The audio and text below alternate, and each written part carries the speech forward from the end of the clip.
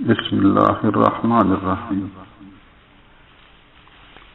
فرمایا کہ جب تک نسبت راسخ نہ ہو جائے مختلف بزرگوں کے پاس نہیں جانا چاہیے۔ نسبت کہتے ہیں تعلق مع اللہ کو، تعلق بین الشیئین، دو چیزوں کے درمیان تعلق، نسبت، یہ نسبت ہے۔ بندہ کا تعلق اللہ تعالی کے ساتھ ہو، یہ ایک نسبت ہے، اور راسخ کا معنی ہے مضبوط ہو جانا، یعنی جب تک تعلق مع اللہ مضبوط نہ ہو مختلف بزرگوں کے پاس نہ جانا چاہیے، کہ اس میں نقصان کا اندیشہ ہوتا ہے۔ حضرت رحمہ اللہ تعالی نے اصلاح کا ایک اہم گر سکھلا دیا ہے، انتہائی اہم طریقہ، اور یہ طریقہ انتہائی واضح ہے، انتہائی آسان ہے سمجھنا۔ سننے والوں کی نگاہ شاید اس پر ہو کہ بزرگوں کے پاس نہ جائے، حالانکہ جانا فائدہ ہوتا ہے، جانے میں فائدہ ہے، لیکن حضرت رحمہ اللہ فرماتے ہیں جب تک نسبت تعلق مع اللہ مضبوط نہ ہو تو نہیں جانا چاہیے، کہ اس میں اپنی نسبت وہ کمزور رہ جاتی ہے۔ ایک بچہ ہے، وہ چاہتا ہے کہ میں قرآن پاک حفظ کر لوں، بڑی اچھی نیت ہے، عظیم کام ہے، اب وہ طریقہ یہ بنائے 2-3 سپارے ایک استاد صاحب سے پڑھے، پھر 2-3 سپارے اور استاد صاحب کے پاس پڑھے،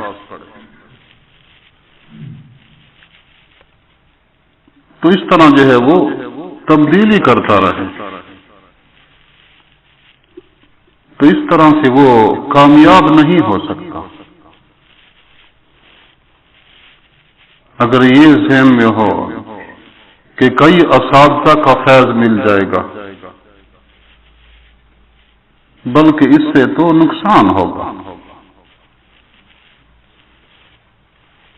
تو یہ ایک ایسی عقلی مثال ہر ایک سمجھتا ہے کہ اس طرح طریقہ نہیں کرنا چاہیے۔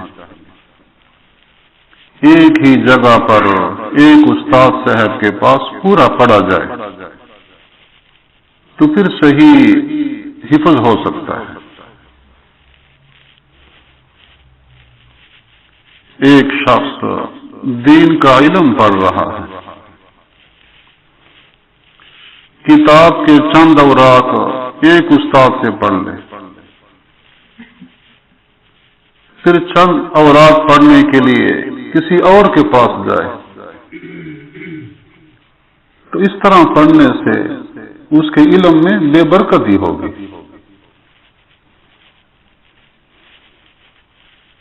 یا دنیاوی تعلیم ہے، دنیاوی ادارہ ہے، ایک طالب علم وہ پڑھ رہا ہے، تو کچھ حصہ تو وہ پڑھے ایک ادارے میں، پھر اس کو چھوڑ کر کچھ حصہ پڑھے اور ادارے میں، تو ہر ادارے والے اسے کہیں گے کہ یہ آپ کا طریقہ درست نہیں ہے. ایک جگہ پر جو کورس ہے، نصاب ہے، وہ مکمل کریں. اس طرح تبدیلیاں کرنے سے آپ کا جو آپ کی تعلیم ہے وہ کمزور ہوگی. اسی طرح مثال ہے اپنی تربیت کی، اپنی اصلاح کی، اپنے اعمال اور اخلاق کو درست کرنے کی. کہ جب شیخ سے تعلق قائم کر لیا تو پھر اسی سے ہی اپنی تربیت کامل درجے کی حاصل کرے. مختلف جگہ جانے سے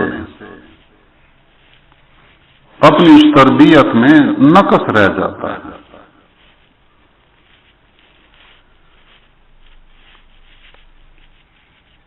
کہ بیت اس کا مادہ ہے با یا عین، بیت ہو جانا ایک سنت عمل ہے. آپ صلی اللہ علیہ وآلہ وسلم سے صحابہ کرام بیت ہوئے ہیں. قرآن پاک میں حکم ہے یا ایھا النبی اذا جاءک المؤمنات یبایعنک علی الا یشرکن باللہ شیئا ولا یسرقن ولا یزنین ولا یقتلن اولادہن. کہ اے نبی صلی اللہ علیہ وسلم، آپ کے پاس وہ بیعت کرنے کے لیے آئیں، وہ عورتیں بیعت ہونے کے لیے آئیں تو آپ انہیں بیعت کیا کریں ان شرائط کو سامنے رکھ کر کہ یہ گناہ نہیں کرنے، اللہ کے ساتھ شرک نہیں کرنا، چوری نہیں کرنی، اپنی اولاد کو قتل نہیں کرنا، کسی پر بہتان نہیں لگانا. ان سارے گناہوں سے بچنے کا عہد ان سے لیں اور انہیں بیعت کریں. یبایعنک علی الا یشرکن باللہ.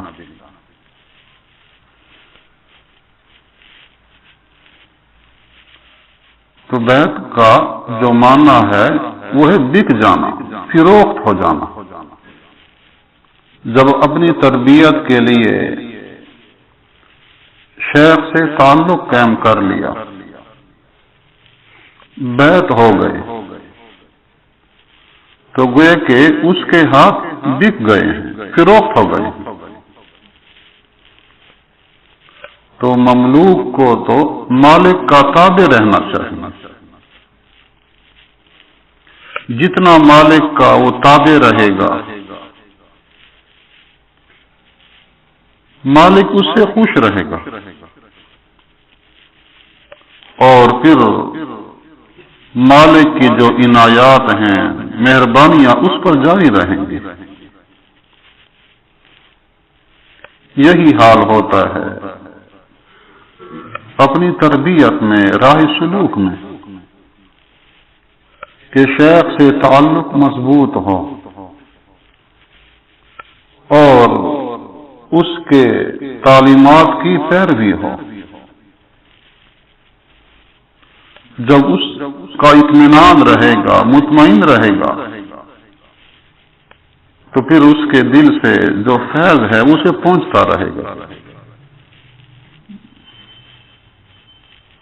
حضرت علامہ رشید احمد گنگوہی رحمہ اللہ تعالی فرماتے ہیں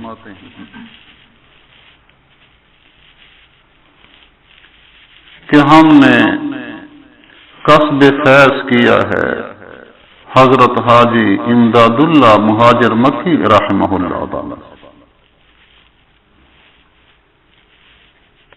اپنی تربیت، اپنی اصلاح وہ ہم نے ان سے حاصل کی ہے۔ اگر وہ ہمارے سامنے تشریف فرما ہوں اور اس دوران جنید بغدادی رحمہ اللہ تعالی بھی تشریف لے آئیں، فرمائے کہ ہماری نگاہ تو اپنے شیخ پر ہی رہے گی، ہماری نگاہ، ہماری توجہ تو اپنی شیخ پر ہی، شیخ کی طرف ہی رہے گی۔ تو یہ گویا کہ ایک سبق ہے، تعلیم ہے کہ اپنی تربیت حاصل کرنے کے لیے تعلق مع شیخ مضبوط ہو، اور جو اعمال بتلائے ہیں، طریقہ بتلایا ہے، ان کی پابندی ہو، پھر آدمی کو نسبت مع اللہ، تعلق مع اللہ حاصل ہوتا ہے، اور جب تعلق مع اللہ حاصل ہو تو پھر آدمی کا ایمان کامل ہوتا ہے۔ تعلق مع اللہ مضبوط ہونے کی علامت یہ ہے کہ اپنی خواہشات کو، اپنی سوچ کو تابع کر دے اللہ کے حکم کے، اپنی خواہشات کو، اپنی سوچ کو تابع کر دے نبی پاک صلی اللہ علیہ وسلم کے حکم کے۔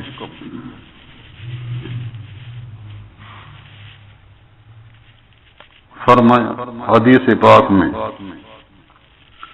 لا یؤمن احدکم حتی یکون ہواہ تبعا لما جئت بہ،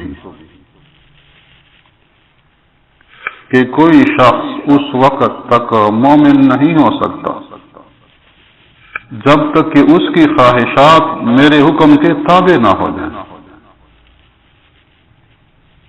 جو میرا حکم ہے یعنی نبی پاک صلی اللہ علیہ وسلم، تو آدمی کی خواہشات اس کے تابع ہو جائیں۔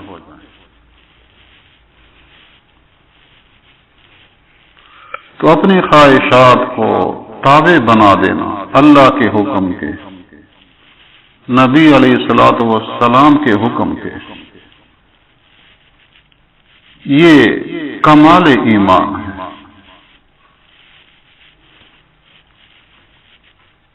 اور انسان تو پیدا ہی کیا گیا ہے عبدیت کے لیے، اللہ تعالیٰ کی بندگی کرنے کے لیے، اور یہی عبدیت ہے کہ تمام خواہشات تابع ہوں اللہ کے حکم کے، ہر عمل میں، ہر موقع پر، گھر میں ہیں، مسجد میں ہیں، بازار میں ہیں، دفتر میں ہے، جہاں بھی ہو، خوشی کا موقع ہو، غمی کا موقع ہو، یہی دیکھے کہ اس موقع پر میرے اللہ کا کیا حکم ہے، آپ صلی اللہ علیہ وآلہ وسلم کا کیا طریقہ تھا اس موقع پر، خوشی منائی تو کس طریقے سے، غمی کا موقع تھا پھر کیا اعمال کیے، کیا طریقہ اختیار کیا۔ تو ہر موقع پر تابعداری کرنا اللہ کے حکم کی اور سنت کے مطابق عمل کرنا، تو یہ کامل عبدیت ہے۔ اور اپنے تمام تر اعضاء، پورا بدن، سر سے لے کر پاؤں تک اللہ کے حکم کے تابع ہو۔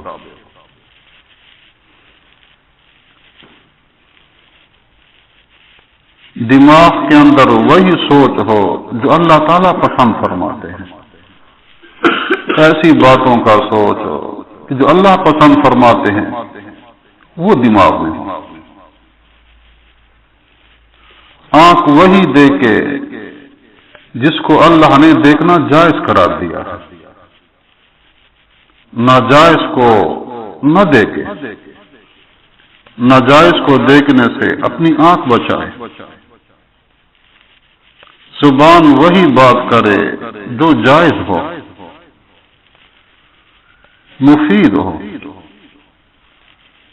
جو ناجائز بات ہے جس سے شریعت نے منع کیا ہے، غیبت ہے، جھوٹ ہے، گالی گلوچ ہے، یہ زبان پر نہ جاری ہو۔ بھلائی کی بات، ذکر، مفید باتیں زبان پر، ہاتھ بھی اللہ کے حکم کے تابع ہوں، وہی کام کریں جن سے اللہ کی رضا حاصل۔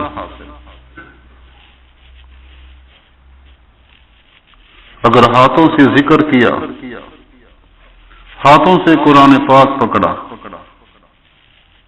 تو یہ ہاتھ گواہی دیں گے کہ ہم سے یہ نیک اعمال کیے ہیں۔ اگر ہاتھ سے برائی کی، کسی پر زیادتی کی، تو پھر ہاتھ وہی گواہی دیں گے ہم سے یہ گناہ کیے ہیں۔ تو انسان کا تو پورا بدن اللہ کا مملوک ہے، غلام ہے، اور فرماتے ہیں غلام کو ہر وقت اپنے مولا کی تابعداری میں تیار رہنا چاہیے۔ تو تمام تر اعضاء میں عبدیت پائی جائے، یہ تب آتی ہے کہ نسبت مضبوط ہو، تعلق مع اللہ مضبوط ہو، تو پھر آدمی کا پورا بدن، آدمی کی تمام خواہشات شریعت کے مطابق ہوتی ہیں۔ تو آدمی اپنی تربیت میں، اپنی اصلاح میں محنت کرے، اور رابط مع شیخ اس کو باقی رکھے۔ فرمایا کہ ہر جائی نہ ہو، ہر جگہ جانے والا، آج ایک جگہ کل کو اور جگہ، جانے سے صرف نام تو ہوگا لیکن فیض سے محروم ہو جاتا ہے۔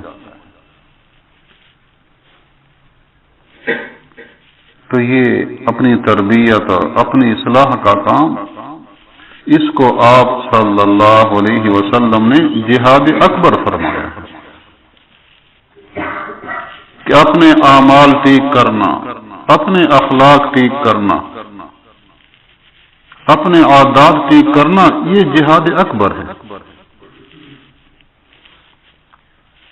حدیث پاک میں واقعہ ہے، آپ صلی اللہ علیہ وسلم اور صحابہ کرام ایک غزوہ سے واپس آ رہے تھے۔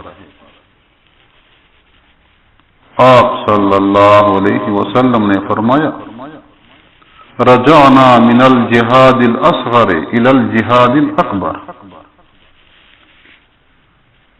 کہ جہاد اصغر سے ہم لوٹ آئے ہیں اور جہاد اکبر کی طرف اب ہم نے جانا ہے، یعنی اپنے نفس کے خلاف مجاہدہ کرنا، اپنے اعمال درست کرنے کے لیے، اپنے اخلاق درست کرنے کے لیے۔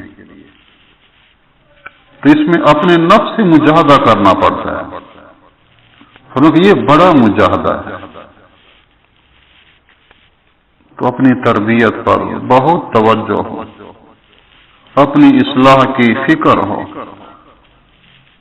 اور اصلاح کے لیے جن امور کا ہونا ضروری ہے، تعلق مع شیخ، اعمال کی پابندی، ذکر اللہ کا اہتمام، ان اعمال کا جو ہے وہ اہتمام کیا جائے۔ اللہ تعالی عمل کرنے کی توفیق۔